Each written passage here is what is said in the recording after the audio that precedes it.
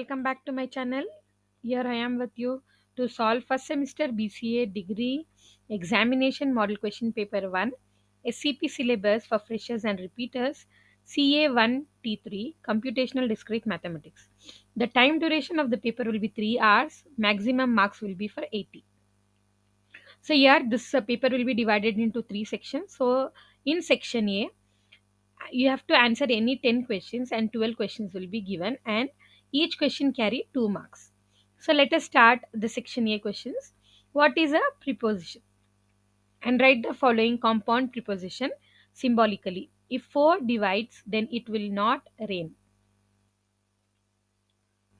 So here, a preposition is a declarative statement that can be proven to be either true or false, but not both. And here the given composition, that is compound preposition, can be written as P 4 divides and Q it will not rain. So we will we'll just break this into two half. Then symbolically we can write, whenever you have if and then, it will be written as P implies Q, that is if 4 divides then it will not rain. So it will be P implies Q is a symbolical representation of the problem. Then, if P, comma Q and R are prepositions with true values F, T, F respectively, write the true value of P or R and Q implies R. So here, if you take the first bracket, you have to solve the brackets and then you have to take them together. So P or R, the operation is F or T. If it is false and true, that is 0 or 1, we get the answer as 1, that is true. Then if it is Q implies R, the condition is false implies true, 0 implies 1 is 1, it is true. So yeah, by using the conditions we get the answer. The first one is true and the second one is also true. Therefore, P or R and Q implies R can be given as T, that is true, and true is true. That is solved the solution for the given problem. Then moving on to the next one, we have if if A if A matrix is given as 4 1 7 6, then find the inverse of A. So the formula for inverse is A inverse is 1 by determinant of A into adjoint of A. So what will be determinant of A? The determinant of A will be 4 1 7 6. So the determinant will be 1 into 4 is 4, 1 4 into 6, 4 6 are 24 minus 1 7 is 7. So 24 minus 7 is, you have to subtract them and write the answer. So you get what will be 25, 24 minus 7, it will be 17. So the determinant value of A is 17. Then you have to find the adjoint of A. What will be adjoint of A? The adjoint of A is, you have to interchange the elements of the principal diagonal, that is 6 and 4 will be interchanged, and the elements which are there in the other diagonal will be sign should be changed in that to find the adjoint of the matrix A. So we will be changing the sign for the diagonal, change sign, and here we will be changing the number, interchanging the numbers. You will interchange the number. Okay, so here we got adjoint A and we got a determinant of A. So now write it in the form of formula, that will be A inverse will be 1 by determinant of A into adjoint A will be written as 1 by 17 into 6 minus 1 minus 7 and 4. So this is the answer for A inverse. So moving with the next question, we have,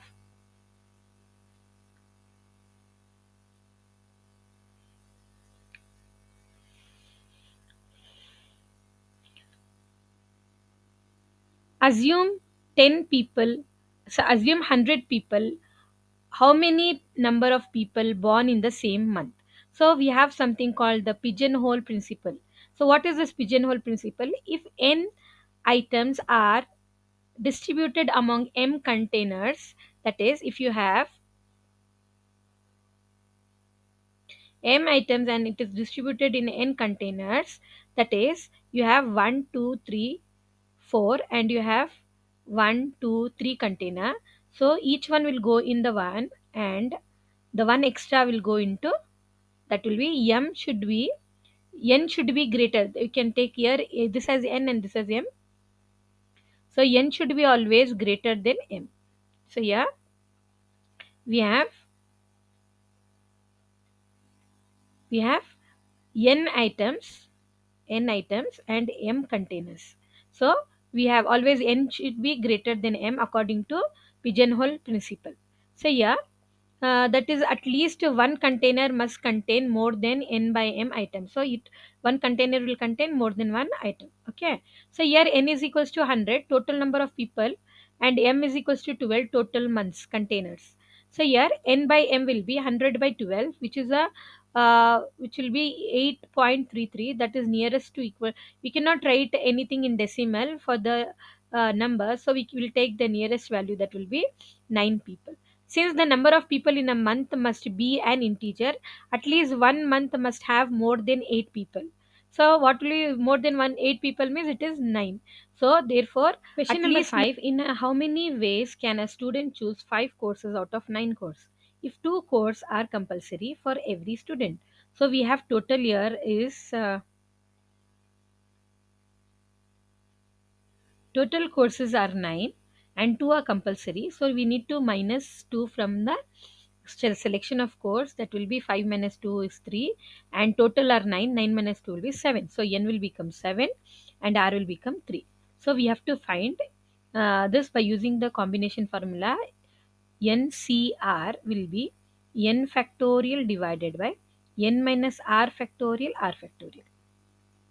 So here substituting 7C3 will be 7 factorial divided by 7 minus 3 factorial 3 factorial. That will be 7 factorial is writing the numbers in reverse order. 7 into 6 into 5 into 4 factorial. We will stop 4 because in the denominator we have 4 factorial. 7 minus 3 is 4 factorial. 3 we can expand, 3 into 2 into 1. So this 4 factorial get cancelled. 3 2s are 6 and 6 will get cancelled. So the answer will be 35. So here, how many students can choose the courses in how many ways? The students can the students can 35. Okay, you can write therefore 35 ways students choose the courses.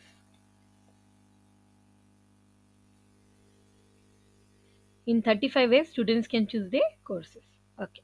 So yeah, moving with the next question, we have solve solve the relation an is equals to n into a to the power n minus 1, a recurrence relation where n is greater than 1 and a naught is equals to 1. So here the given relation is a n equals n into a n minus 1. So now let me consider a naught. They've given a naught is equals to 1. So n is equals to 0 is already given. So we'll take n is equals to 1. Now substituting n value as 1, we get a1 will be 1 into a to the power of 1 minus 1. That will be a1 will be 1 into a naught. So a1 will be 1 into 1. A naught value is 1. So a1 will be 1. Then we will find n is equals to 2. If you take n is equals to 2, it will be a2 is equals to 1 into n is 2, 2 into a, 2 minus 1. So it will be a2 is equals to 2 into a1. So here it will be 2 into a1 is 1. So it will be 2 into 1, that will be nothing but 2 itself. So yeah, then if you take n is equals to 3, n is equals to 3, we get a3 equals 3 into a 3 minus 1, that will be 3 into a2, that is 3 into 2, that will be nothing but 6. So here we can write, in going on further, we can write that it is in the form of factorial. You can see here it is 1, here it is 2, you can write it as 2 into 1, here we can write this as 3 into 2 into 1. So it is in the form of factorial, that is if it is a to the power a n, then it will be in the form of factorial. That will be n factorial. So if it is here 1, it is becoming 1 factorial. If it is 2, it is becoming 2 factorial. If it is 3, it is becoming 3 factorial. Then if it is n, it will become n factorial. So this answer, solution for the relation will be an is equals to n factorial for the given condition. So yeah, moving with the next question, we have, if a is 1, 2, 3, 4, 6, let R be the relation defined by R a comma b, where a belongs to a and b belongs to b, a divides b. So here, what will be the relation R? What will be relation R? It is saying that a comma b, where a divides b. The first number should divide the second number.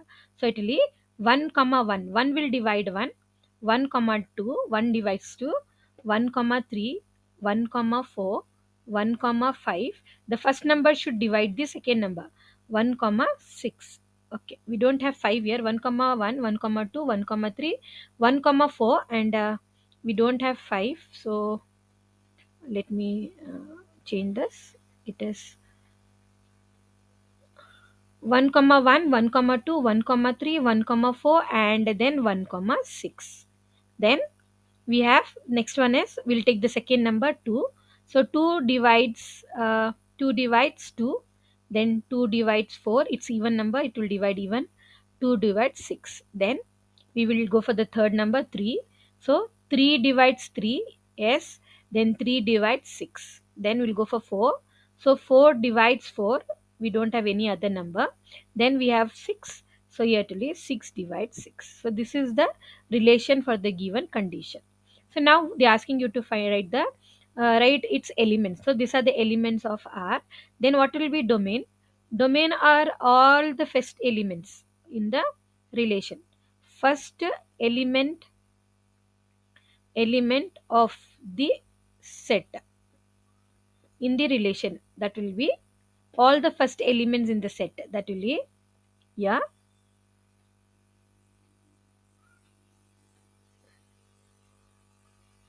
So here we have all the first element 1. This is all 1, then 2, then 3, then 4, and then 6. So all the first elements are domain 1, 2, 3, 4, and 6. Then you will go for code range. What will be range? Range will be all the second elements of the set. Second elements of the set. That will be second element. What are the second element? We have 1, 2, 3, 4, 6. It's again repeated. So it is 1, 2, 3, 4, 6. So this is the range of the given function relation. Okay, next. Moving with the next question, we have question number 8. Partition Write a note on partition order relation with an example. A relation R on a set A is called a partition order relation if it satisfies the following three properties. What are that? Reflexive. What is reflexive? When A comma A, that is, when A comma A belongs to R, for all A belongs to R, is called as reflexive. Antisymmetric is, second one is antisymmetric. What is antisymmetric? It implies that when A comma B belongs to R, such that B comma A should not be there in R. It should not belongs to R. Then it becomes anti-symmetric. Then transitive it says transitive. When A comma B belongs to R and B comma C belongs to R, then A comma C, A implies A comma C belongs to R, then it is transitive. So if these three conditions are satisfied, then it is a partition order relation.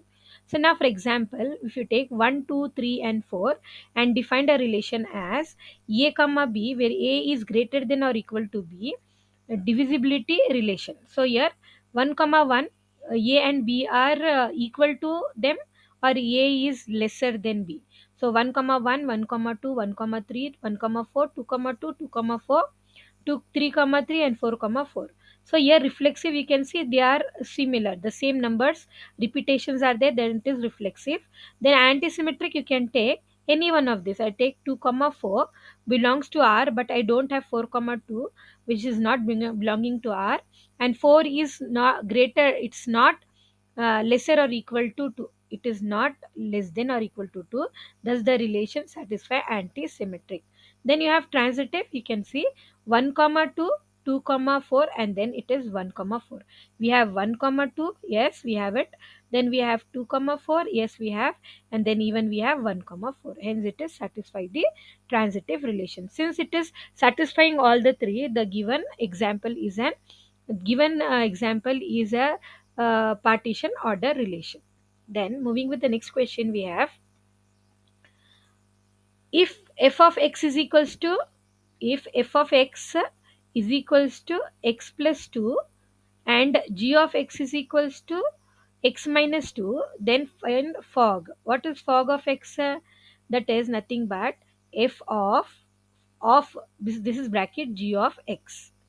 So now f of g of x, what is the formula we have? We have x minus 2. Now write down the formula what you have here.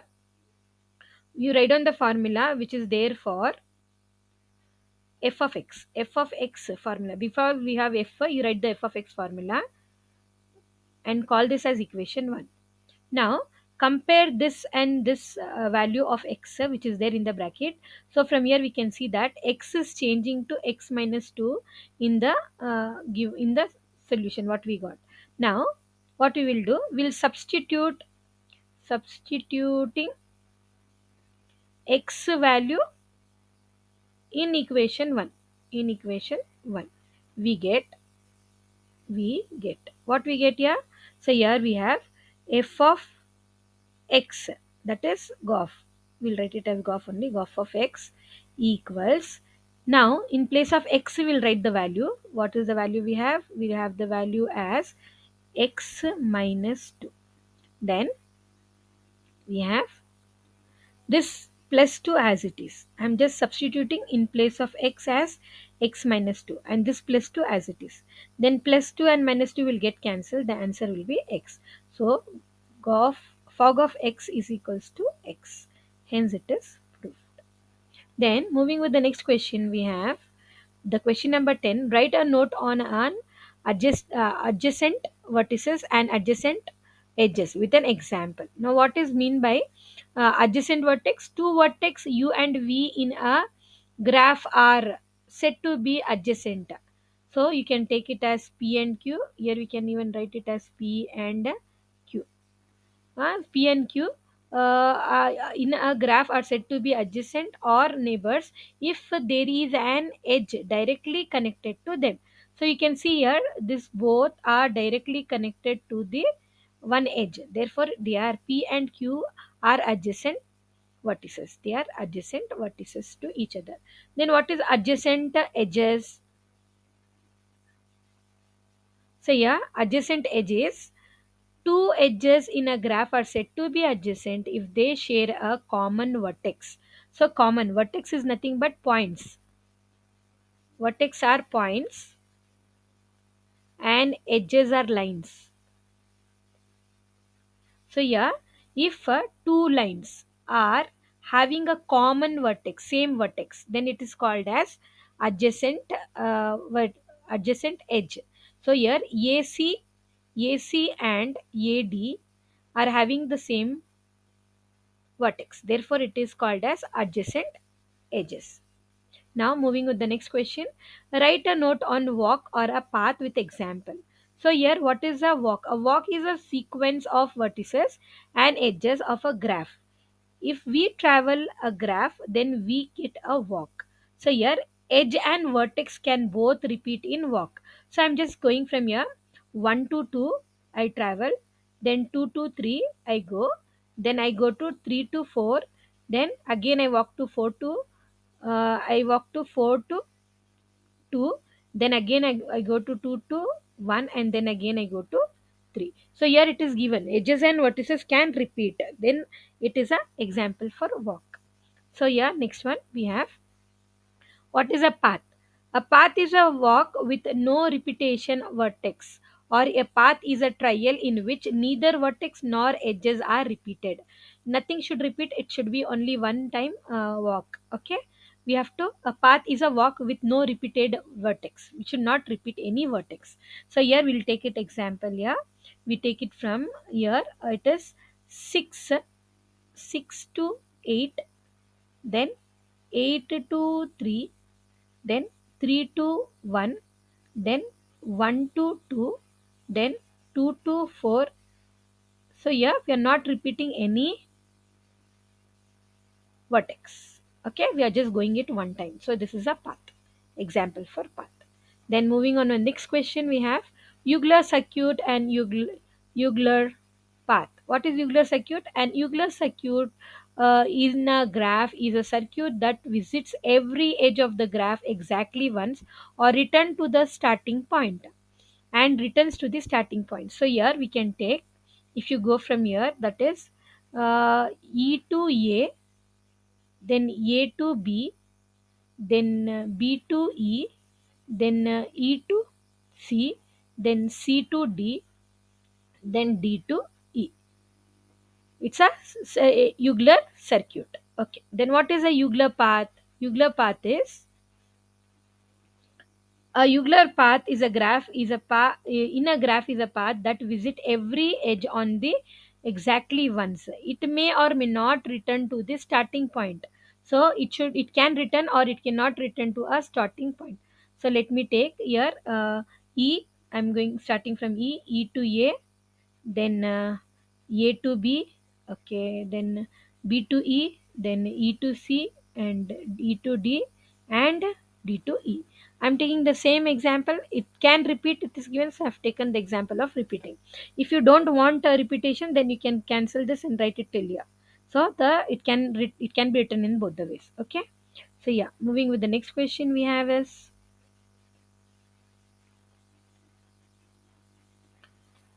next one, section B. That is, you have to answer any six question. Each question carries 5 marks in this.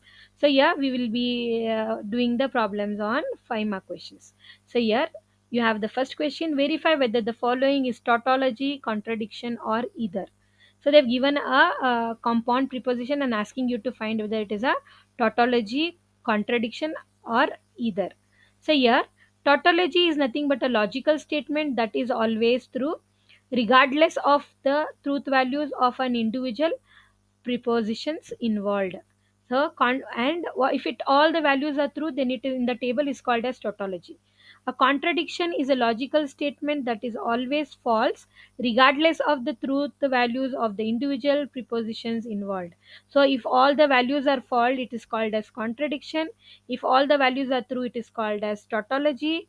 A contingency statement is one that can be either true, that is tautology, or false, contradiction, by depending on the truth value or the individual prepositions. So it can be either true or it can be false. It is a mixture of true and false. If you have both the T and F, then it is called as contingency. Now we will just see what is this table, what is the answer we get for this table. So here we have whenever we have three values, that is you have here, we have to find this. So yeah, we'll be doing, we have PQR, so we've written PQR. So whenever we have 3, we'll write 4 times T and then 4 times F. Then you'll write 2 times T, 2 times F, 2 times T, and 2 times F. And then you'll write 1 time T, 1 F, 1 T, 1 F, 1 T, 1 F, 1 T, 1 F. So this is the way you write PQR if they are three preposition values. Then implies, what is a condition for implies? Implies means T and F, it is F. So now just check it for P and Q. In the line of P and Q, we'll check the value for P implies Q. That is, we have to check for the condition T and F, we have to write it as F. We'll see where is T and F. We have here T and F, we'll write it as F. We have T and F, we'll write it as F. Then we have nowhere, so the other remaining will be true. Wherever for this two line, P implies q means we have to check in the first and second line. The condition is t and f. So we have here t and f. I've written f, and the remaining all will be true for the implication. Now we will go with the next one. We will find it for we'll find for q and r. We'll check for second and third line. The same condition again we have to check for implication t and f. Should be f. So it will be t and f. We'll write it as f. Then we have here t and f. We'll write it as f. The remaining will be true. Now moving on with the next one, we have now we have to check for this and this line. The condition is and is t and t, it is t. If both the values are true, the answer is also true for and. So yeah, we have to see t and t. Yes, it is t. Then we have here t and t, it is t. Then we have here t and t, it is t. And here also we have t and t, it is t. The remaining will be false. Then we have next one. P implies R. P implies R is we have to check it in the first and the third line. Implies is what?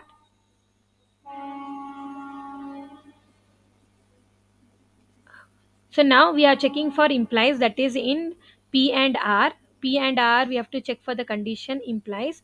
Implies is again T and F.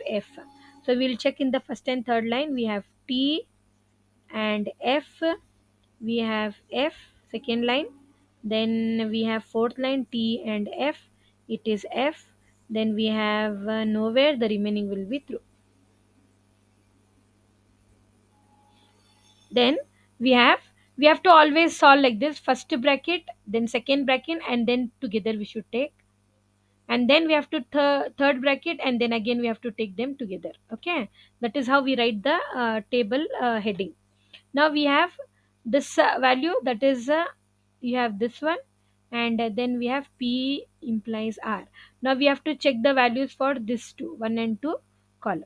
So what is the condition? It is the condition is here implication condition we have to check, that is t and f, it is f, remaining all it is true. We have to check for t and f, it is f. So do we have anywhere t and f? T and f, no, we don't have anywhere t and f. So the remaining all will be true. Since all the values in the truth table is true, then what is it called? It is called as tautology. The given preposition is a tautology. Then moving with the next question, we have show that the given preposition is an equivalent. This is called equivalent. What is equivalent? The statement P and Q are logically equivalent, that denoted by P equivalent to Q if all the possible truth values of the preposition involved. Both statements always have the same truth values, either both truths or both false. So here if we have to check, what? We have to check the solution for the given condition. First condition, second condition, and third condition. All the three tables are having the same value. If they are having same value, means they are logically equivalent to each other. So we will be checking for these three conditions by drawing three different truth tables. Okay, so now to draw the truth table, here I have just explained you what is the different types of logical gates or conditions. The first one is called as conjunction. What is conjunction? It is and it is symbolically written as cap. That is, the condition is t and t, it is t, elsewhere it is false. Then you have second one is disjunction, that is or. The condition here, the symbol is it's like v, and here it says, the condition says here is whenever you have false and false, it is false, otherwise it is true, for or. Then disjunction. Then next one you have is double implication. Double implication is single arrow mark, and the condition is if then. And what is the condition here? It says whenever it is t and f, it is f, otherwise it is true. Then you have biconditional double implication. The condition is if and only if, and the simple is double arrow mark, double side arrow mark. And here the condition says T and T is also true, F and F is also T true. The remaining it is false for double implication, or it is biconditional table, truth table. Then you have last one is negation. Negation is nothing but not. It is symbol written as this symbol, and it says if it is P is T, and then negation P will be false. If P is false, negation P will be true. So these are the few important tables which you should remember. Now we will solve the first one. First condition, PQR. As I have explained, I have written the table. Then I am writing the first bracket. Then I am writing the first bracket. P implies R. Then I am writing overall. So now we will check for P implies R. That is, we have to check in the second and third table. That is, implies means it is T and F, it is F. So it is T and F, it is F. Then we have T and F, it is F. Otherwise, it is true.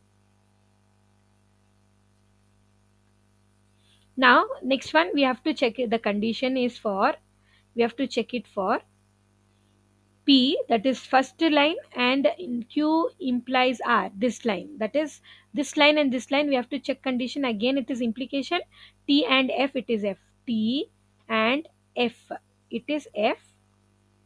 Then you have anywhere else T and F, T and F, T and F. No, we don't have. So the remaining all will be true. So we'll go for the next condition, second condition. The second condition is P implies negation Q or R. So first we'll write PQR, then we'll write negation Q, then we'll write the bracket negation Q or R, then we'll write overall. So now what is mean by negation? Negation is reversing. If it is T, it is F. So FF, TT, FF, TT. Then you will take negation Q or R. For OR condition is F and F, it is false. So we have to check for this second, third line and this fourth line. That is F and F value. With where we have F and F. We have F and F here. It is F. Then we have F and F here. It is F. Then we don't have. The remaining values are true. Now the next one is we have to check in the first and the fifth line. Condition is implication, that is T and F. So we'll just see T and F, it is F. Then we have anywhere T and F. No, the remaining all are true. So you can just check out the first and second conditions are logically equivalent. See, we have T, F, F, the remaining all are T, the second is condition is also same. Therefore, those both are logically equivalent. Now we'll check for the next one. We have P and Q. So PQR, P and Q. Then we'll take overall. That is by double implication R. So we have to check P and Q. That is first and second line. We have to check for and. That is T and T. It is T. T and T. It is T. Then the otherwise it is false. Now we'll check for the double implication condition. What is double implication condition? The double implication says whenever it is T and T, it is T, and F and F also it is T. So we'll just check for this condition in the fifth line, that is in the fifth, this one, fourth line, and in the second line. We have to check for the condition double implication, and that is T and T, it is T.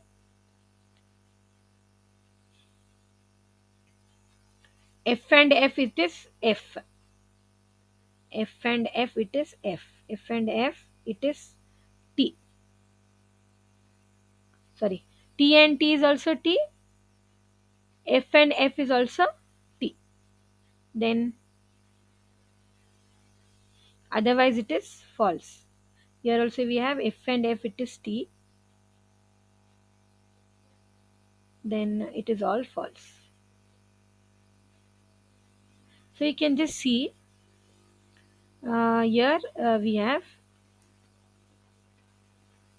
the condition was double implication.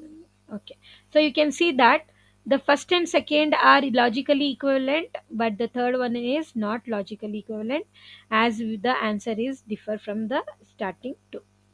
Okay, then we have something important called in your syllabus. We have something called converse, inverse, and contrapositive. It's a conditional statement for P implies Q. If they have given P implies Q and they ask you to write converse, we should write Q implies P. Converse is Q implies P.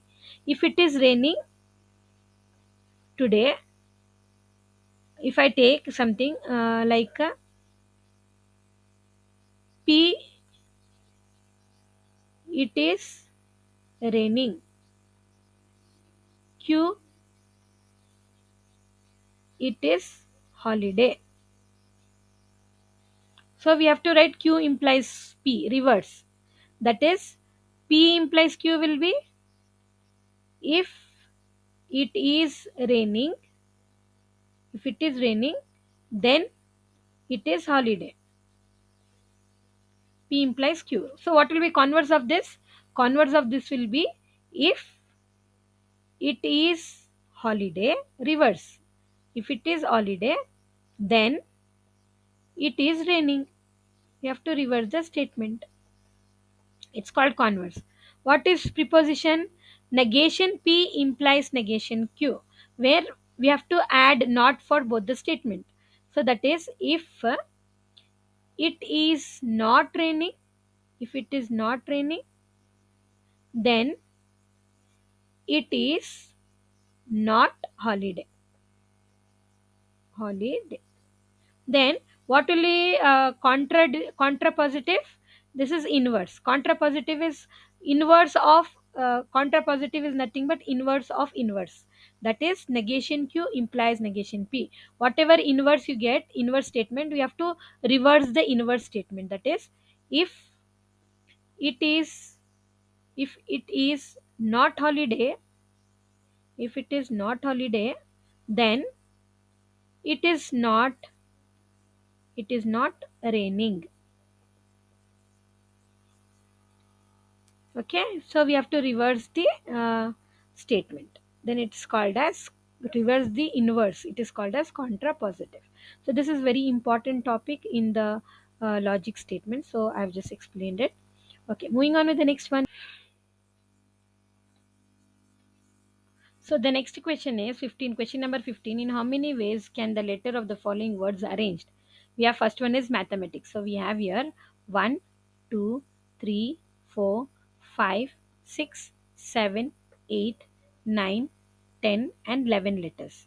So here total number of letters are 11. So it will be to take 11 factorial. And then we have to find how many letters are repeated. So we'll just see M is repeated here 2 times. Then we have A. A is also repeated 2 times.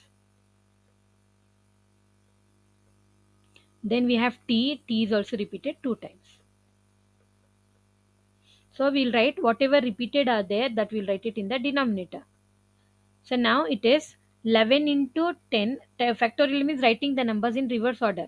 11 into 10 into 9 into 8 into 7 into 6 into 5 into 4 into 3 into 2 into factorial divided by 2 factorial. 2 is 2 into 1 and again 2 into 1. So and 2 will get cancelled. 2 into 4, 4 will get cancelled. So when you multiply this, we get 4, 9, 8, 6, 600 ways. By using the basic calculator, you can solve the answer. So yeah, moving with the next one, we have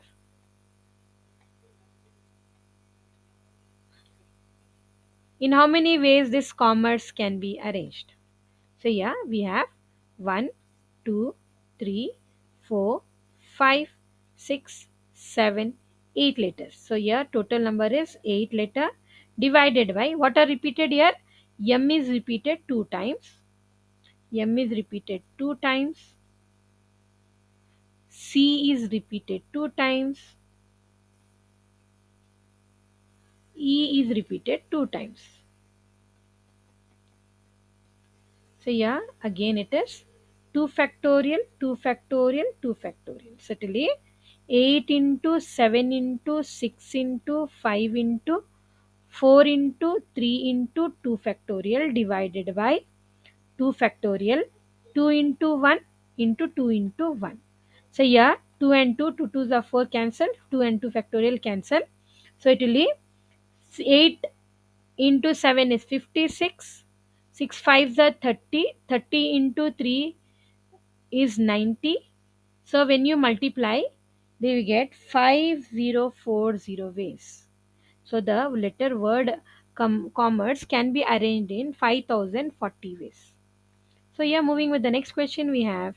What is the coefficient of x to the power of 12, y to the power of 13 in an expansion of 2x minus plus 3y to the power of 20y? So we have something called binary expansion. In binary expansion, we have a formula where it tells TR plus 1 is equals to NCR, AN minus R and BR. So now when you compare, this is in the form of A plus B to the power of N. So here it is 2x plus 3y to the power of 25.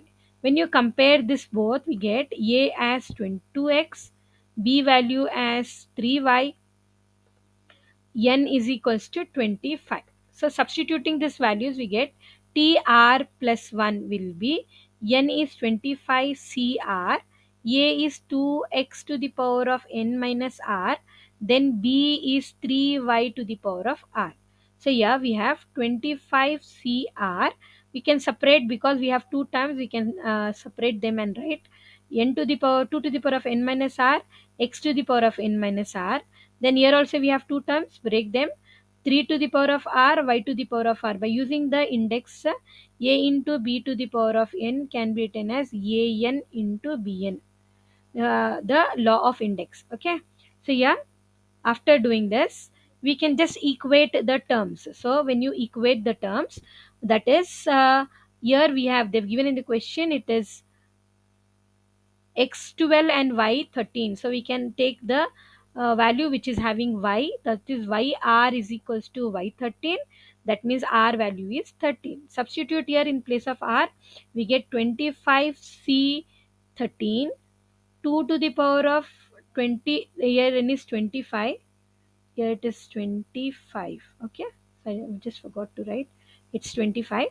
25 minus 13, x 25 minus 13, then 3 power 13, y power 13. So we need to find, the answer will be 25c13, 2 to the power of 12, x to the power of 3 to the power of 12, 13, x to the power of 12 and y to the power of 13. So here it is t, r is 13, 13 plus 1 will be 14. So yeah, you can see the coefficient of x square, x to the power of 12 and y to the power of 13 is 25c13, 12 to the power of 12, 2 to the power of 12 and 3 to the power of 13. So this is the answer. When you simplify, if you use the factorial, that is NCR factorial formula, n factorial divided by n minus r, r factorial, we get the value for this will be, the value for this after solving we get is, total answer we will get as, here we'll get this as 702 comma 400.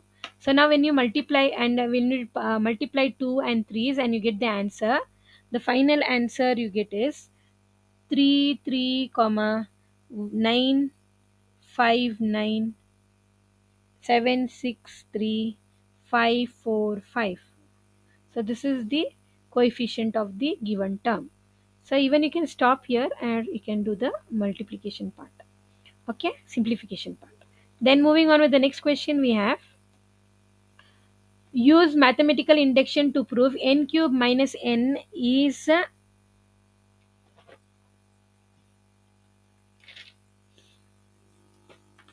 divisible by 3 whenever n is a positive integer. So let me take, by using the mathematical induction, let me take the value P of n is equals to n cube minus 1. N cube minus n. Now let the n is equals to 1. So P of 1 will be 1 cube minus 1, that is equals to 0. 0 divides divisible by 3. It is 2. Then we will go for the next one. Let n is equals to k. Then P of k. P of k will be k cube minus k. There P of k is true. Here P of 1 is true. Then let us assume that P of k plus 1 is also true. P of k plus 1 is also true. Then we can write that as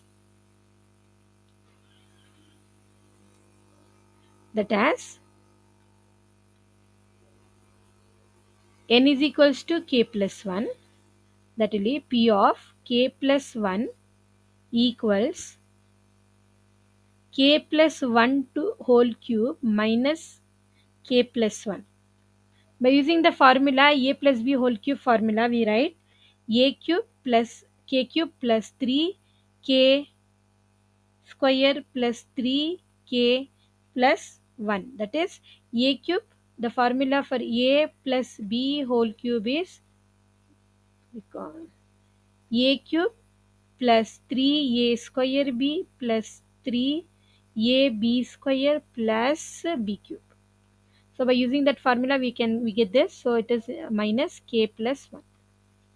So if you remove the bracket, we get k cube plus 3k square plus 3k plus 1 minus k minus 1. So here plus 1 and minus 1 will get cancelled. We get k cube plus 3k square plus 2k. So if you take k as common, we get k square plus 3k plus 2. So now if you take the factor of that is, if you take the factor for the k square plus 3k plus 2, so the factor for 2 will be 2 ones are 2. When you add 2 plus 1, we get the center term, that is 3 plus 3. So when you multiply, you should get the last number, and when you add, you should get the center number. So we can write this as k into here we have k plus 1, k plus 2, k plus 1 into k plus 2, k plus 1 into k plus 2. So yeah, but that means what? It says that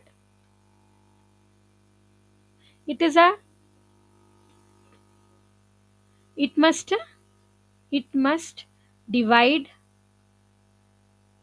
it must be divide or divisible by 3. No? Why it should be divisible by 3? Because since these three terms are consecutive integers. So suppose if I take k as 1, it will be 1 into 2 into 3. That will be 6, which is divisible by 3. Example. Okay. So yeah, therefore k plus 1 whole cube minus k plus 1 is divisible by 3.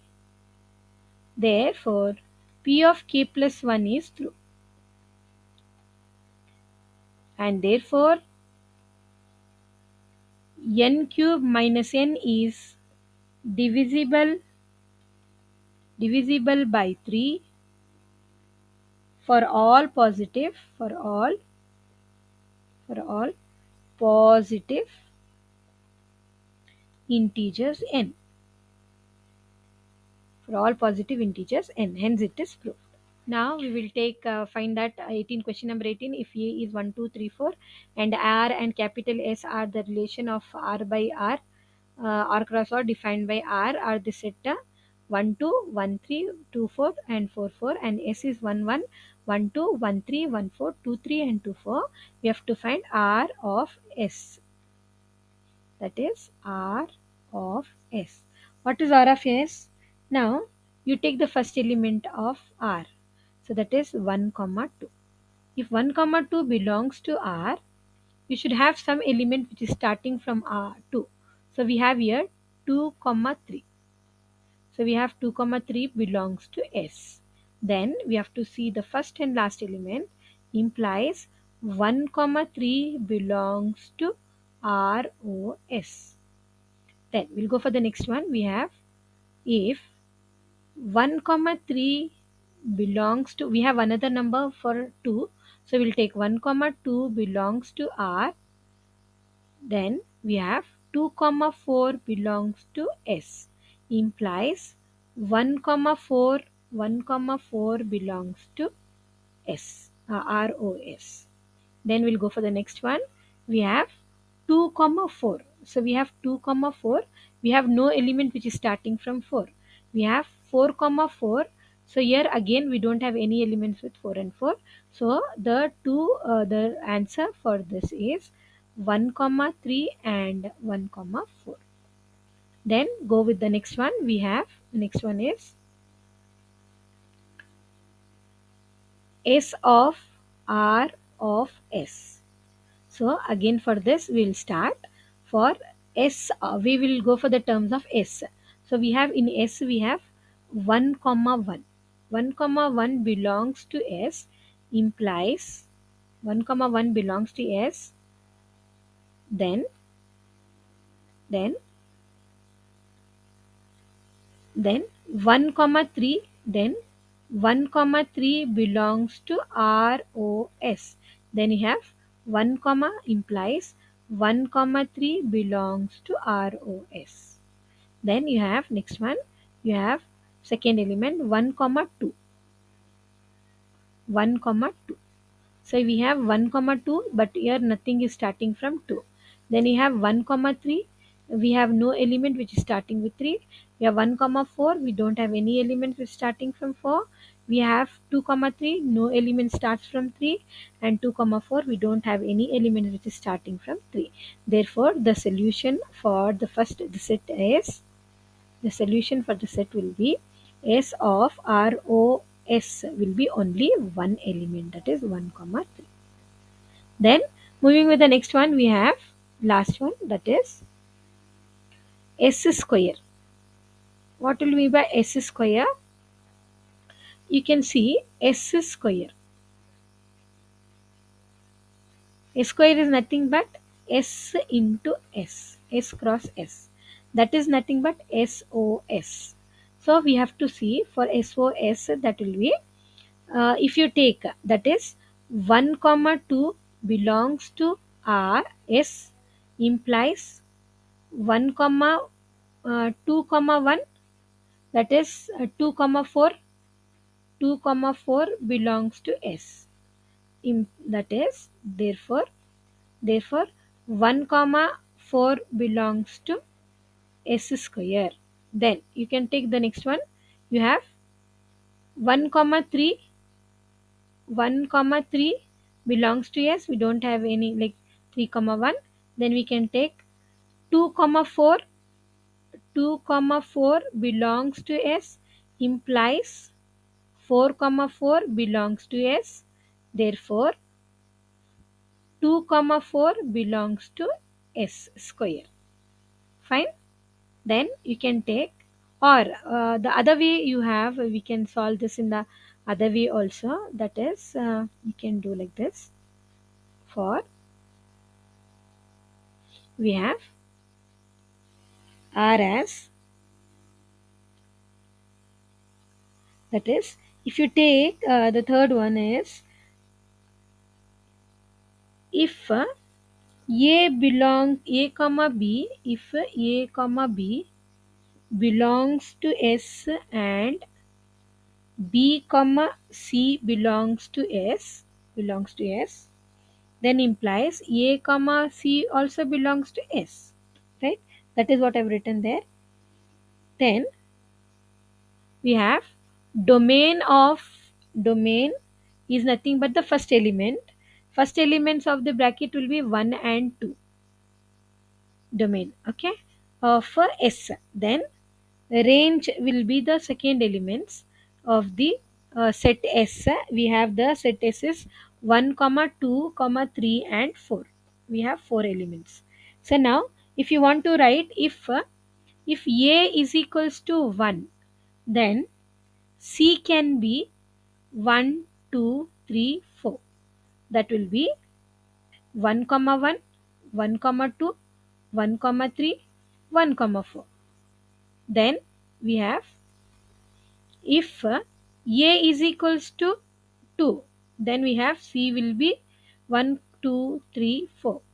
So we can write it as, here 2 means should be greater than 2. So we will not consider 1 and 2. Will not consider 1 and 2. We'll just take 3 and 4. So it will be 3 and 4. C will be 3 and 4. So the value will be 2 comma 3 and 2 comma 4. So this is all are the elements of S, right? Therefore we can write in conclusion.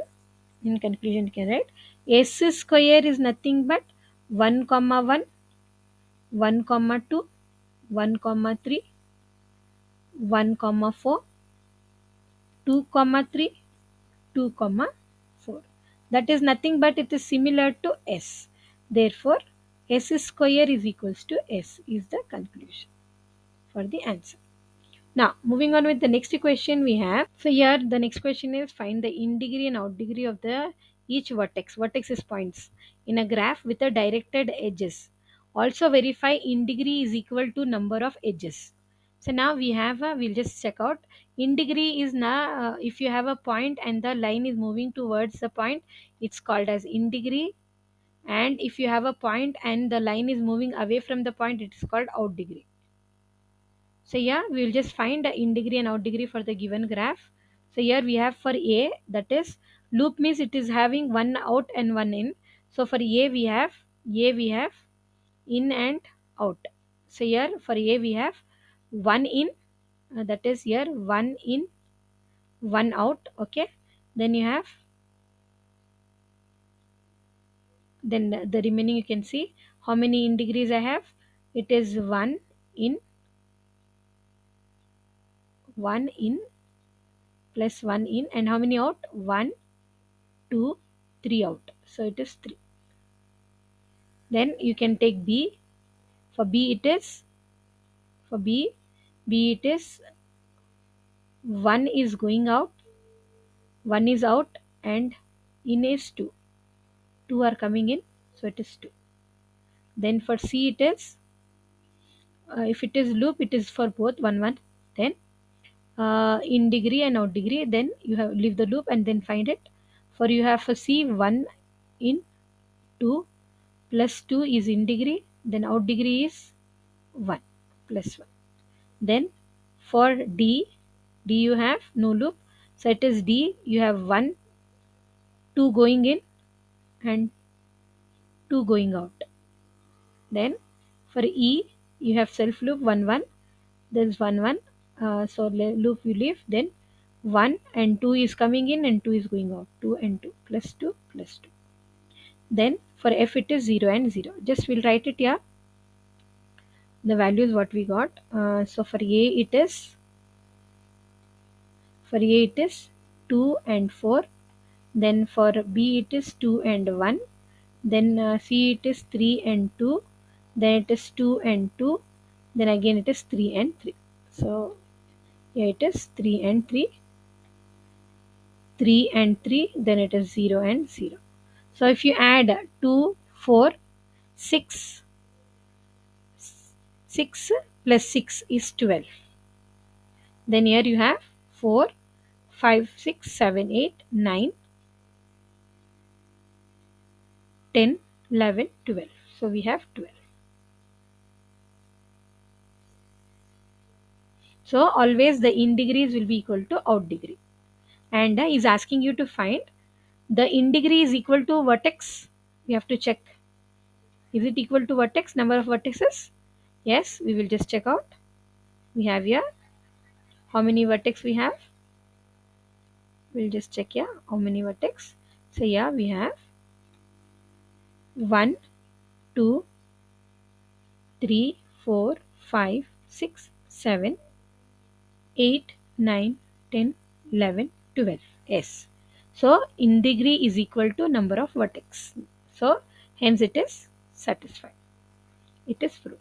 Then moving with the next one, verify the following pair of graph are isomorphic. What is meant by isomorphic? The graph is said to be isomorphic if it is satisfying the two conditions. So here we have taken G1 and G, here you have G and H. So it should satisfy number of vertex in both the graph must be same, number of edges in the graph. Vertex is nothing but points. Number of points should be same in both the graph. Edges are number of lines should be same in both the graph. Then degree sequence should be same. What is degree? How many lines are meeting at that point is called as degree. So it is a degree sequence should be same in both, and it should be written in ascending order, and the length of the vertex should also be same. So now we will just prove is this isomorphic graph or it is not an isomorphic graph. So yeah, to prove it we will just see, follow this. So yeah, we have conditions. So here we have first term,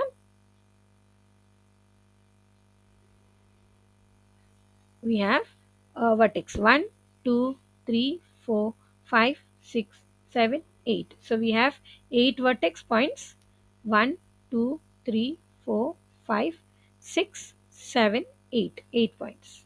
Then we'll move with the lines now, that is edges. How many edges we have? Lines in both the graph. We'll just check how many lines are there.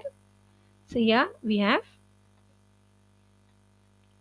1, 2, 3, 4, 5, 6, 7, 8, 9, 10, 11, 12. We have 12, and here also we have 1, 2, 3, 4, 5, 6, 7, 8, 9, 10, 11, 12.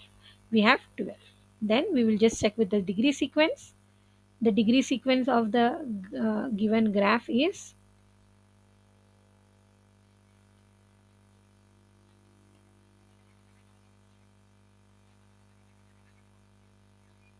we'll just check for degree sequence. That is, for the first one we have 1, 2, 3, then 3 lines here, then 3 lines here, then 3 lines here. Then here 1, 2, 3, again 3, 1, 2, 3, again 3, 1, 2, 3, again 3, 1, 2, 3, again 3. So 1, 2, 3, 4, 5, 6, 7, 8. So 8 times 3. Then here 1, 2, 3, then 1, 2, 3, then 1, 2, 3, then 1, 2, 3, then 1, 2, 3, then 1, 2, 3, then 1, 2, 3, then 1, 2, 3. So here also we have 1, 2, 3, 4, 5, 6, 7, 8. So we have that is 8, and that is we can write degree sequences 8 times 1, 2, 3, 4, 5, 6, 7, 8. We have same for both 3, 1, 4, 5, 6, 7, 8. So it is same. Then length of the cycle, we'll just check out length of the cycle for them. What will be the length of the cycle we have here? So let me check the length of the cycle.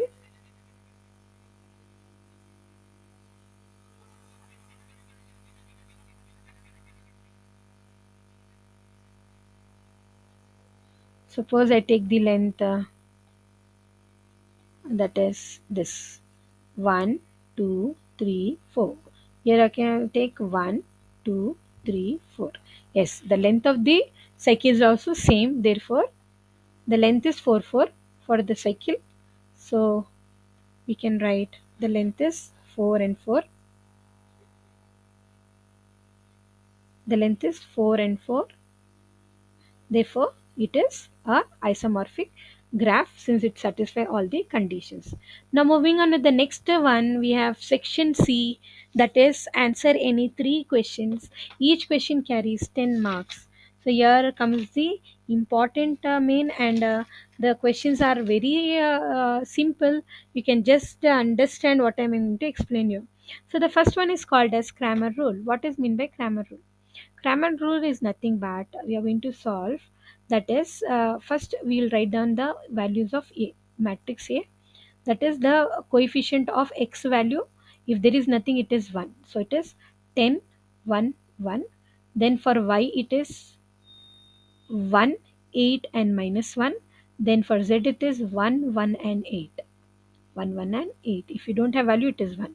Then b will be the solution part, that will be 12, 10 and 8. So what is mean by Cramer rule? First we will find the determinant of A. So whatever values they have given, find the determinant of A. That will be, so yeah, what will be the determinant of A? So here, to find the determinant of A, first we will change the sign. So after changing the sign, what we are going to do is, we are going to take the first element of the given set, determinant. So that will be plus 10. Then you have to cross multiply the remaining one. 8 8s are 64. That will be minus of minus 1 into 1. You have to multiply this. Minus 1 into 1 is minus 1. Then you'll go for the next one. It is next. You'll go for the next element, that is 1. You'll, whichever element you are selecting, that row and that column you should neglect and take the remaining cross elements. So it will is minus 1. Then we have 1 into 8 is 8. Minus of 1 into 1 is 1. Cross multiplication you should do. Then going with the next one, we have is we have, that is, let me change. Okay, then we have here, it is 1. The next element is 1. We should leave that row and that column. That will be plus 1 into, so it will be cross multiply. 1 into minus 1 is minus 1. Minus of this, minus is always constant in the center. Then 1 into 8, it will be 8. So yeah, if you simplify, you get plus 10. It will be 64 plus 1. Then minus 1. 8 minus 1 is 7. No sign, it is plus. If it is no sign, it is plus. Plus 1. Minus 1 minus 8. No sign, which is plus. Plus into minus is minus. So we get plus 10 into 65. That is plus 65. Minus 1 into plus 7. Plus 1 into minus 9. So we have some rule. It's called 1 into plus, bracket is plus, plus into plus is plus, plus into minus is minus, minus into plus is minus, and minus of minus is plus. So we are using this formula to simplify. And whenever you have, other one is, whenever you have minus 2 minus 3, same sign, we should add and write minus 5. Then when you have plus 2 plus 3, we should add and write plus 5. Then you have minus 2 plus 3, we should subtract when you have different number, and we should write it as bigger number sign in the answer. Then you have plus 3 and minus 2, we should subtract when you have different answer. 3 minus 2 will be 1, and bigger number sign we should write it in the answer. So we are using this method to solve this problem. So yeah, after doing this, we get, it is 650 minus 7 minus 9.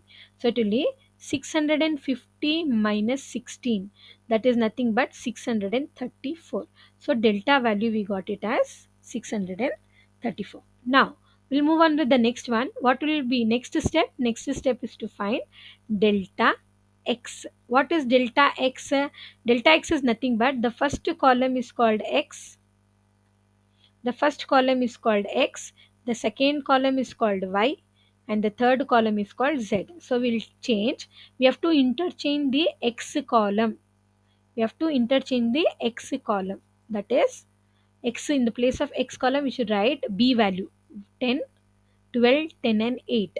The remaining will be as it is. The remaining values will be as it is. That will be 1, 8 minus 1, 1, 1, 8. So only you will be changing the first line for delta x, and you will repeat the same step. Procedure will be same. What we did now, the same thing we are going to do. That will be plus minus plus. You are going to select the first one. So when you select the first one, we get, that will be plus 12 into 64 minus into minus will become plus 1. Then You'll go for minus 1 row, then minus 1 you select. It will be minus 1 into 10 into 8 is 80 minus 8. Then it will be plus 1 into, if you take the last one, you have to multiply 1 into minus 10, then minus 64. That will be 12 plus 65, and then minus 1 into 72, then it is plus 1 into minus of 60 74, minus of 74. So yeah, when you simplify further, we get that is 65 into 12 is 780, then minus 72, then minus 74. So here it will be 780 minus 140, that will be nothing but 634. So this is delta x. Now same way we will find for delta y. What will be delta y? In place of delta y, what we are going to do, we are going to change the second line with the b value. That will be finding the second value with the b, that will be 12, 10 and 8 it goes. Then you get the value for this will be 10, 1, 1. Then here you have 1, 1 and 8. Then again simplifying by taking plus minus plus. In y we have to change this value. When you multiply and simplify, we get 634. The same way you find it for delta z. Now in delta z, when you do, we have to change the last line, that will be 12, 10 and 8. We have to change, and the remaining two values will be similar. What we have as already we have written, it will be 10, 1, 1, and then it is 1, 8 and minus 1 for delta z.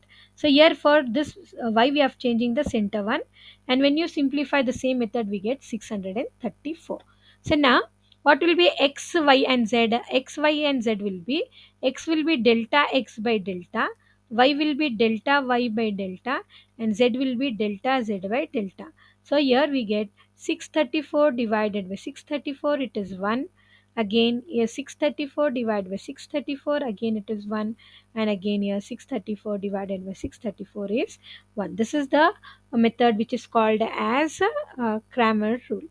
Then moving on with the next question, we have a survey of 500 televisions watchers watches produced for the following information: 285 football games. So here we have, they have given here f. Let me take it as f. F will be the people uh, who watch who watch football games. Then we will take h for people, colon, we can use colon here, people who watch hockey game. Then b, people who watch basketball basket games.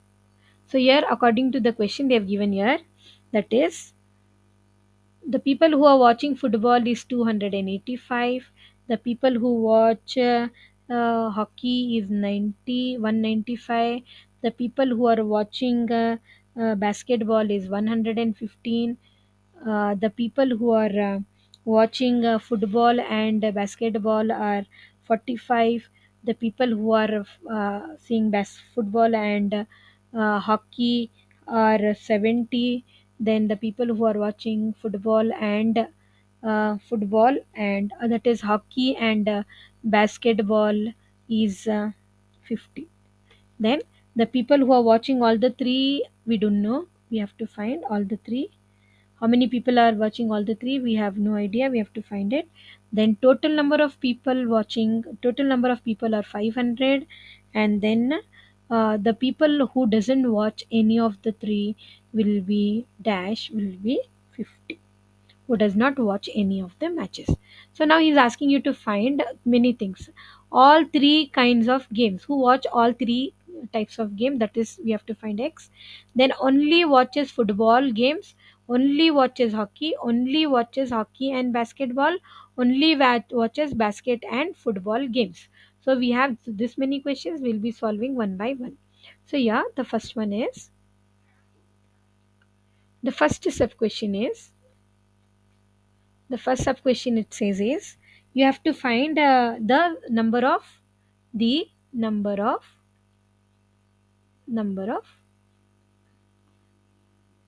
number of people number of people who watch at least at least one game, at least one game is at least one game is 500 minus 50, that will be 450. Then second one is the number of people the number of people watches all three games, that will be f of u, h u will be, union of b will be f plus h plus b minus, you take 2 to integration of 2 minus f of integration of b, then minus h of integration of b plus f of n h intersection b. So yeah, substituting the values here we get 450, this will be f of u h union b. So that is 450. So here 450 is 285 plus 195 plus 115 minus 70 minus 50 minus 45 plus x. So when you add this we get 4, add and subtract we get 430 plus x 450.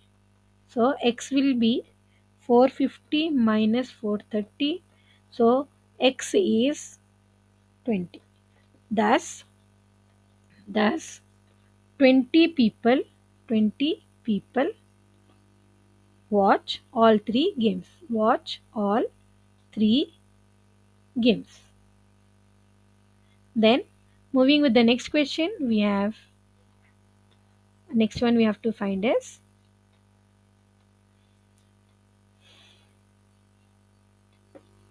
next one is only watches football. Second, third one, only watches football. So here formula, the only people only watching football will be f of h union b, h union b, that will be f minus f intersection h, all the terms which are having f terms we'll write it here, b, and then minus it will be plus f of intersection h of intersection b. So it is 285 minus 770 minus 45 plus 20. So when you simplify you get 190. So 190 people watches the football. Then next one you have people only who only watch hockey. Only hockey. So yeah, hockey is nothing but h divided by f union b. That is nothing but all the terms which is having h in that will be subtracted in the formula, f intersection h minus h intersection b minus plus f intersection h intersection b. So yeah, the values we have, when you substitute the values we get, that will be 195 minus 70 minus 50 plus 20. So we get 95. So the people only watches hockey will be 95. Then next one we have, next one is only watching basketball. Only watch basketball. Basketball. So the formula is B divided by F union of H. So all the terms which are having B will be subtracted. So F intersection B minus H intersection B plus F of intersection H of intersection B. So yeah, substituting the values we get, 115 minus 45 minus 50 plus 20. That is nothing but 40. So yeah, people who watch only basketball are 40.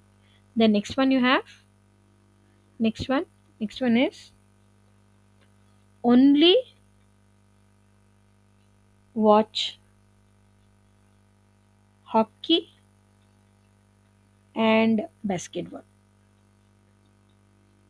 Hockey and watch basketball. So it will be H intersection B of F will be H intersection B minus F intersection H intersection B. That will be 50 minus 20. 50 minus 20, that will be 30. So yeah, you have the last one, that will be sixth one. Only watch football and basketball. That will be F intersection B of H, that will be F intersection B minus F intersection H intersection B, that will be 45 minus 20, that will be 25. Hence we have solved for all the problems. Moving on with the next equation, we have,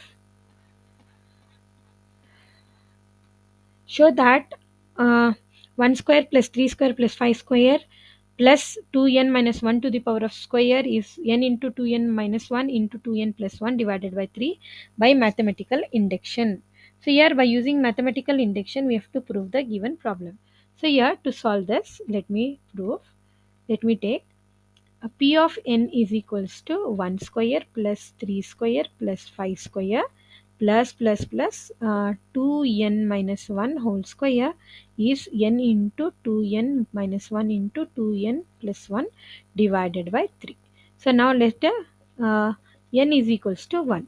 So P of 1 will be 1 square plus 3 square plus 5 square plus goes on till 2 into 1 minus 1 whole square is 1 into 2 into 1 minus 1, 2 into 1 plus 1 divided by 3. So that will be, you have to just simplify the last term over here, that will be,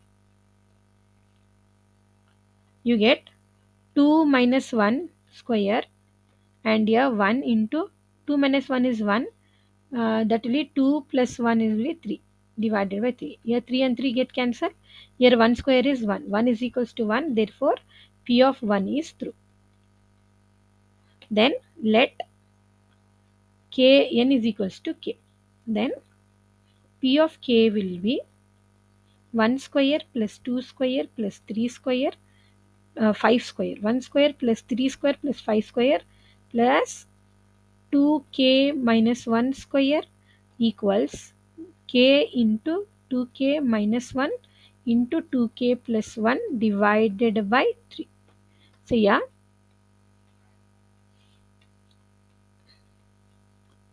therefore P of k is true.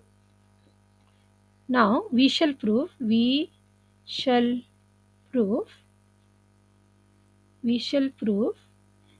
of k plus 1 is also true. So to prove P of k is also true, what we need to do is, we need to check the last term in the LHS, that is 2k minus 1, and you check the sequence here, it is 1, 2, 3, 4, 5. They are leaving the center number 2 and 4. and it is written as 1, 3, and 5, skipping by number. So if you take here, you have the integer minus 1, so you have minus 1, 0, and 1. So you have to skip 1, that is 0. So the next term for 2k minus 1 will be 2k plus 1. So we have to add the next term to the LHS. So that will be p of k plus 1 is 1 square plus 3 square plus 5 square plus goes on till 2k minus 1 whole square. Then it should add 2k, we have to add plus 1, that is plus 1 whole square. So whatever we are adding here, the same term we have to add it for RHS, that will be k into 2k minus 1 into 2k plus 1 divided by 3 plus 2k plus 1 whole square. So we have to add whatever we add in LHS, same thing we should add in RHS. So hence now we have to simplify for k plus 1 term. So how we are going to simplify? So here, since first we will make them as same LCM, multiply and divide by 3. So we get k into 2k plus minus 1 into 2k plus 1 plus 3 into 2k plus 1 whole square divided by 3. So I'll write this 1 by 3 outside. So it will become, what is common in this two? 2k plus 1, 2k plus 1. We'll take 2k plus 1 common. So we will have k and 2k minus 1 for the first term. 2k minus 1 for the first term, minus 1. It is minus 1. Then plus 3. So square means one term I've taken out, the other term will be here, plus 1. So yeah, it will be 1 by 3. Then 2k plus 1. Remove the bracket.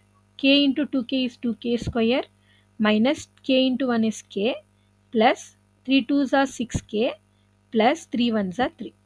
So then arrange them in order. So arranging them and arranging them, what we get? We get 1 by 3, that will be 1 by 3, it is 2k plus 1, it will be 2k square plus 5k, then plus 5k plus 3. No number means it is 1. Minus 1 plus 6 will be plus 5. So it is 2 3s are 6. Then we have to get the factor 2 3s are 6. Then plus 2 plus 3 will be plus 5. So the factor of this will be, we can write here 2k square plus 2k plus 3k plus 3. So in place of 5k, I'm just writing the splitting term. Then taking the 2 common, 2k common, it will be k plus 1 left out. Then plus 3 common, it will be k plus 1. So what is outside, we'll write it in one bracket, 2k plus 3. And then what is 1 common, we'll write it one time. So it can be written as 1 by 3 k plus 1, k plus 1, 2k plus 1, and then 2k plus 3. So yeah, it can be written as 1 by 3 k plus 1, then 2 k plus 1. So when 2 ones are 2, here we have 1, so it will be minus 1. Then here 2k plus 1. Then if you multiply it is 2 ones are 2, we have 3 here, so add 1 plus 1. So hence p of k plus, therefore p of k plus 1 is through, p of k plus 1 is 1 is through, therefore hence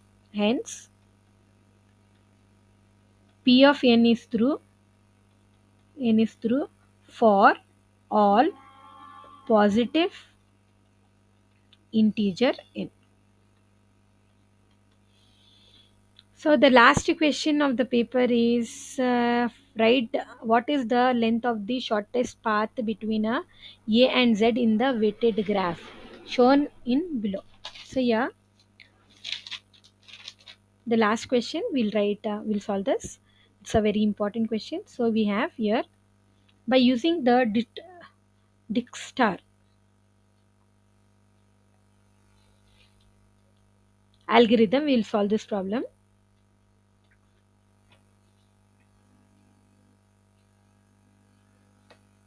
By using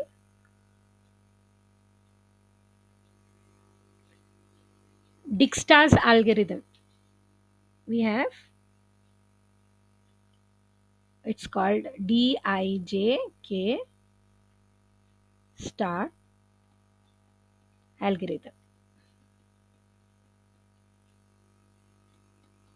We'll solve this problem. Okay, so yeah, first we'll write the matrix cost matrix as C. So what is the cost matrix? Yeah, we'll write it the value A, B, C. This is only cost matrix A, B, C, D, E, and Z. The vertex A, B, C, D, E, and Z. So here we will write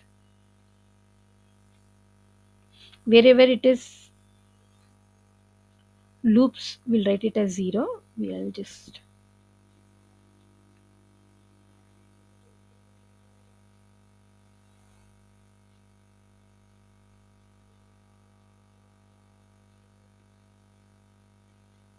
wherever you have loops, it will become 0.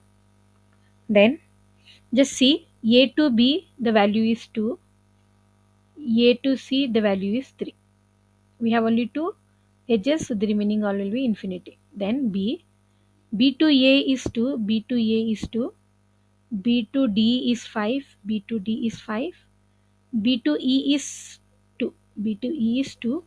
We have 3 lines, the remaining will be infinity. Then we'll go for C. From C to A we have 3, then C to E we have 5, C to E we have 5, then we have only 2 lines here. Then we'll go for D. D to B we have D to, the remaining will be infinite, not defined. Then next one we have D. For D we have D to B we have 5, D to B is 5, D to E is 1, D to E is 1, then D to Z is 2, D to Z is 2, 3 lines. The remaining will be infinite. Then we have E. For E we have E to C it is 5, E to C 5, then E to B is 2, E to B is 2, then we have finished.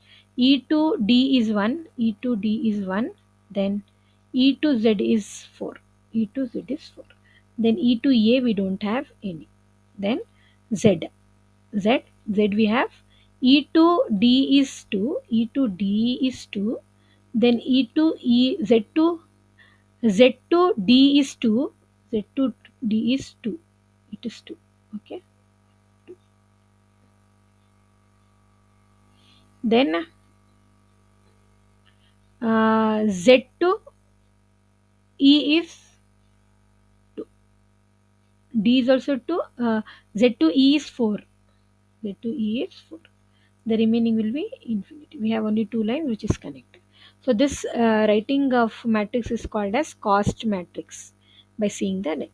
Now next one we have to find is step 1. We will initiate step 1 is initialize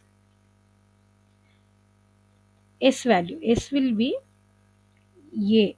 We will take first one A. S as A.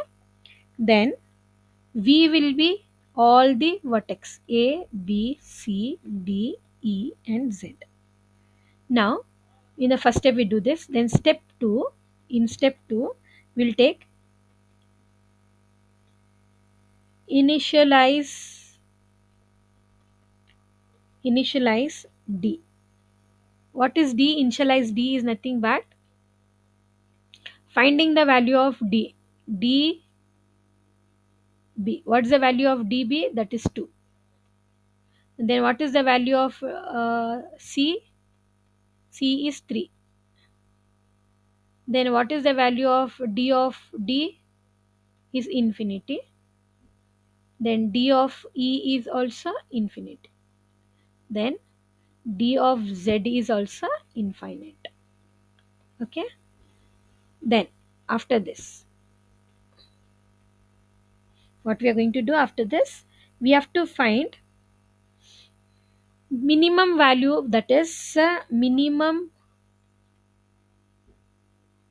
we have to find minimum value of this d values, that is minimum for d of b,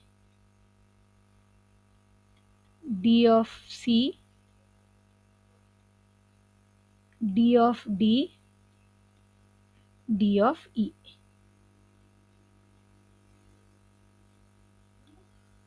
So here we have to find the minimum of this, what we have. So we have here 2 comma 3 comma infinity comma infinity comma infinity. So the minimum value is of d of b, d of b is 2. So here the value of w will become this b, that will be d will w will become b, weight graph that b.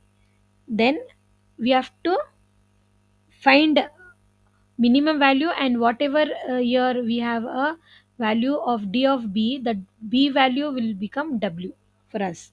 Now we have to add to s. What we should add to s?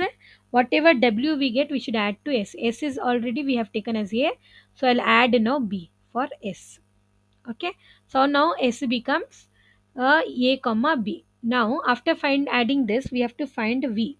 What is v? V is v minus s. V is nothing but it was a comma b comma c comma d and e and z. Now we found s as a comma b. Cancel them, we get v will be c comma d comma e comma z. So now we got the new values for v. Now we have to find the minimum for this given values.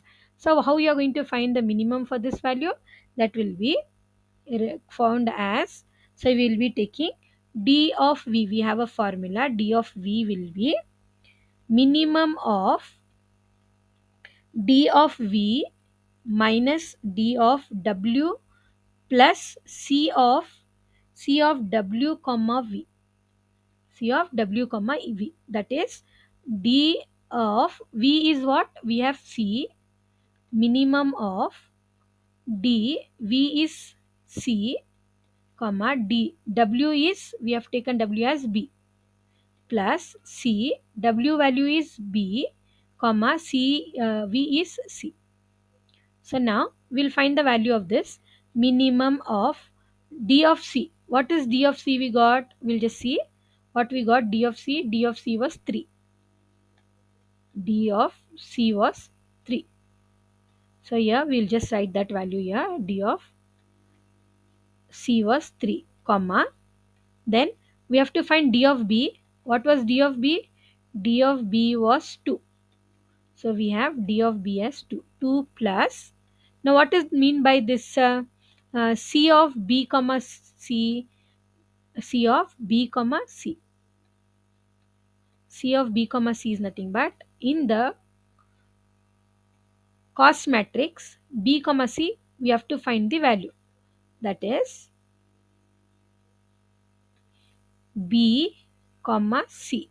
It is infinity. We have to find from c, b comma c means from in the matrix c, we have to find from b to c what is the value, that is infinity, that we have to add in the place.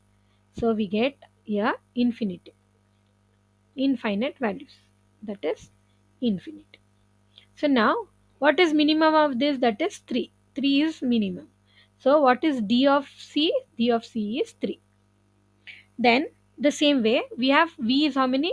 We found for c. Similarly we'll find for d, e and z. So d of uh, small d will be minimum of d of small d comma d of b plus c of b comma c.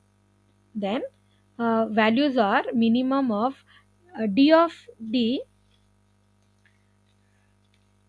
d of d will be infinity comma d of b was 2, and in a cost matrix b to c value is 5.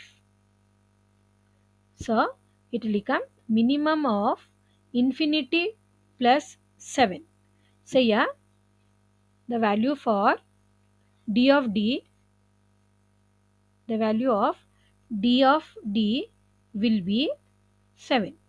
Then same way we'll find it for d of e, that will be minimum of d of e comma d of b plus c of b comma e, b comma e. So here we have the values we have is e is infinity, and here we have that is 2, and this is also 2. So we have minimum value will be infinity comma 4, that is nothing but it is 4. So d of e value will be 4. Then similarly you will find for d of z, d of z, d of z will be minimum of d of z comma d of b plus c of b comma z. So here the values we have is minimum of dz is infinity comma db is 2 plus c of b plus z, b to z. So here what will be b to z? See, we have b to z, b to z, it is infinity.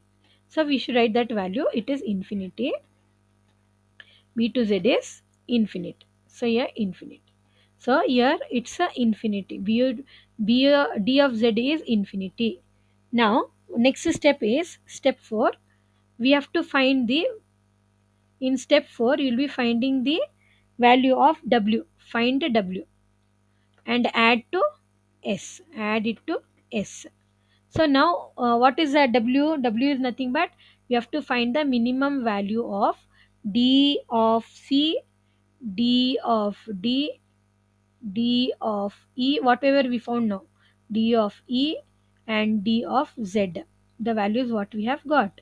So here we found the values as, that is 3 comma 7 comma, so we got here that is 3 comma 7 comma 4 comma infinity, 4 comma infinity.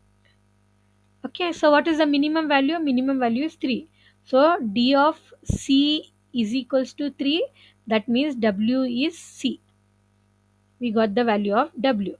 So now w we should add, that is to s. So now s will become, your s value will become, s will become a comma b comma c.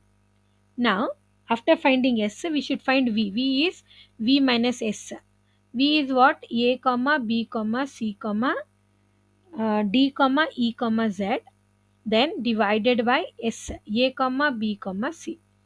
So this 3 will get cancelled, that will be d, e and z. Now we have to find d value, that is we have to use the formula and find these 3 values again. Repeat the same procedure, that is dv will be formula minimum of dv, dv comma dw plus c of w comma v.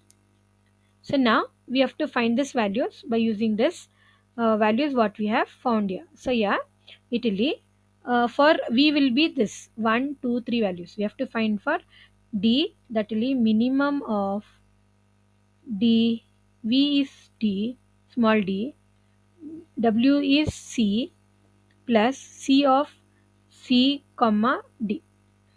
So if you substitute the value, we get minimum of, that is d is 7, 3 plus infinity. So the minimum is 7 here. So here it is d of d we have got. Then we will go for the next one.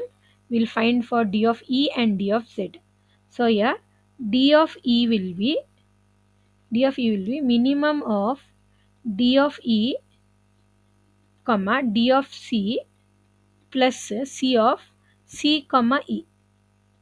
So if you take the values, we have minimum of d of e is 4 comma this will be 3 and then this is 5. So it is minimum of 4 comma 8 is nothing but 4. So d of e will be 4. Then we'll find the same way for d of z, d of z is minimum of d of z, comma d of c plus c of c comma z. So if you take the value here, minimum of dz is infinity, dc is 3, and c of z is 8, infinity.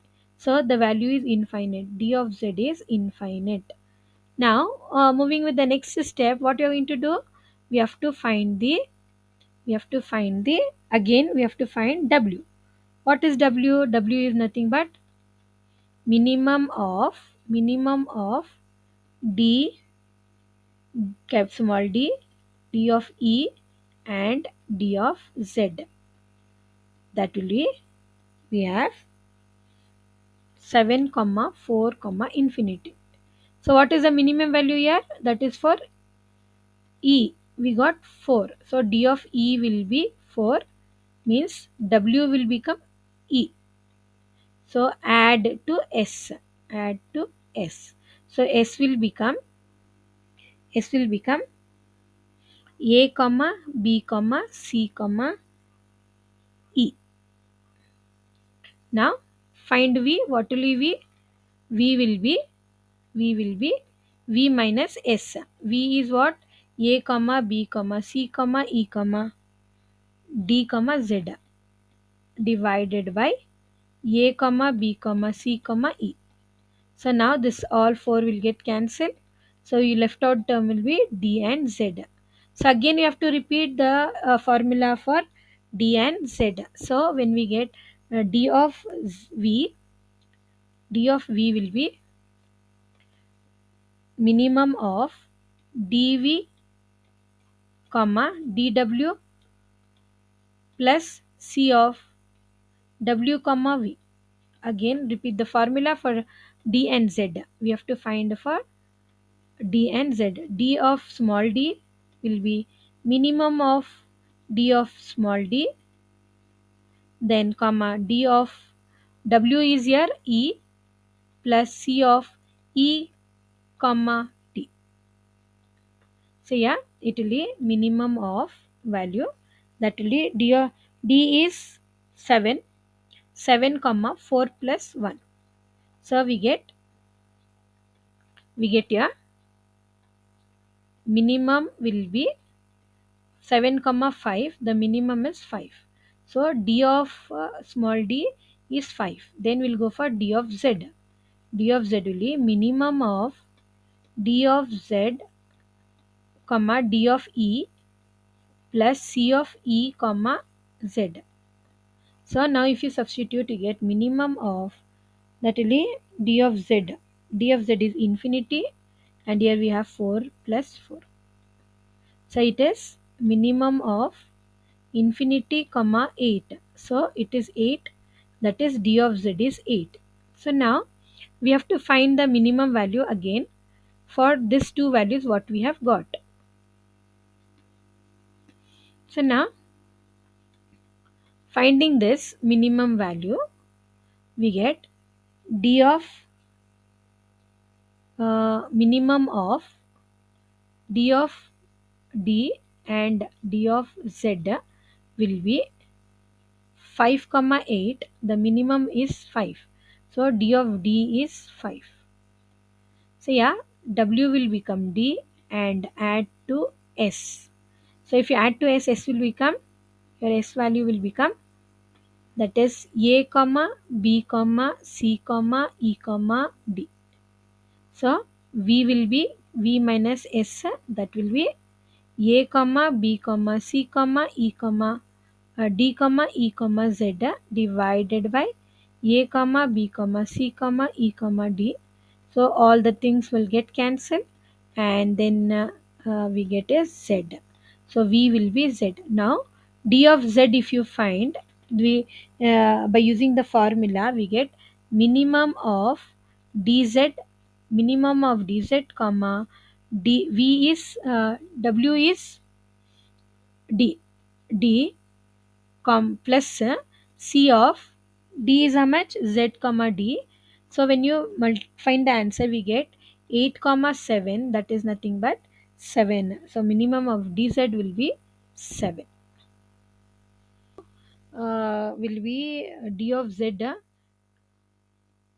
d of z is 7, then w will become z. Now adding that to s, we get s will be a comma b comma c comma d comma e comma z. Now v will be v minus s, that will be a comma b comma c comma d comma e comma z divided by that is a comma b comma c comma d comma e comma z. So all the terms get cancelled, you get the value as 0, so v will be 0. So since v is null set, we get since null set, since v since v contain null, stop the process. So till we get this, we have to do these steps. Okay. So now we will just draw the table for the values what we have got. So you got iteration. So here we have s, then we have w, then we have d of b source, then d of c, then we have d of d, d of e, d of z.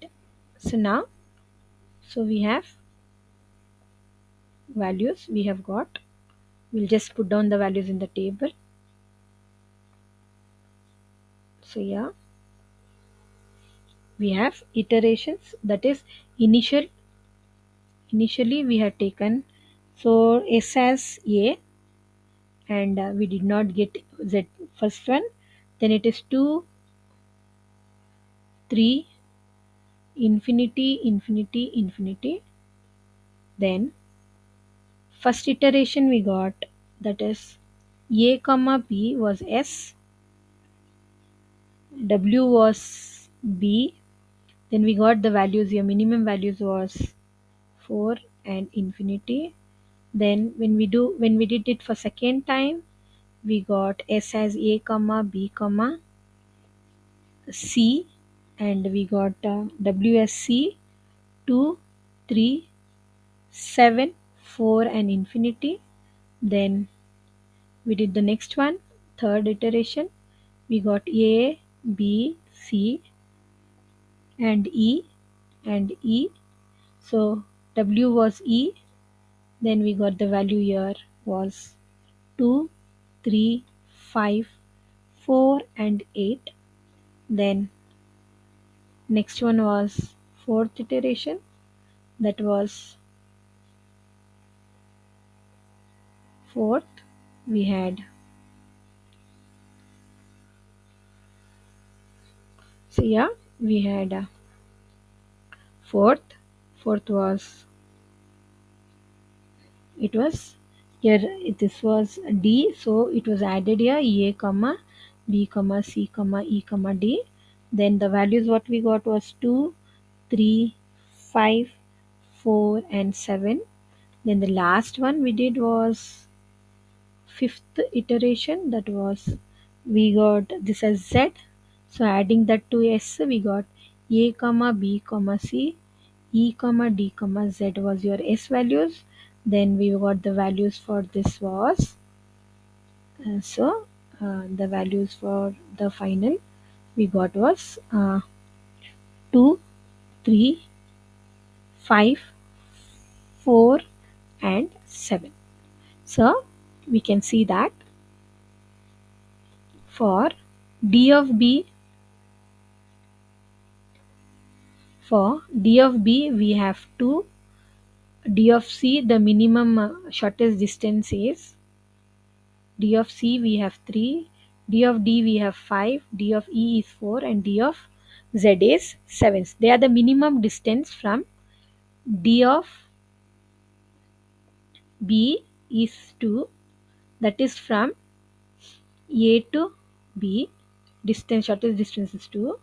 Then d of c was 3, that is from a to c. Then d of d it was 5, that was from a to d, the distance covered. Then It was d of d of e. It was d of e was 4. That was a to e. Then d of z was 7. A to z was the shortest distance for the path. Then what is the length of the shortest distance? Length will be 2 plus 3 plus 5 plus 4 plus 7. So it will be 7, 10, 19, 20, 21. So 21 is the shortest length of the given graph. Hope you people have understood what I've explained. Thank you students. Thank you for watching.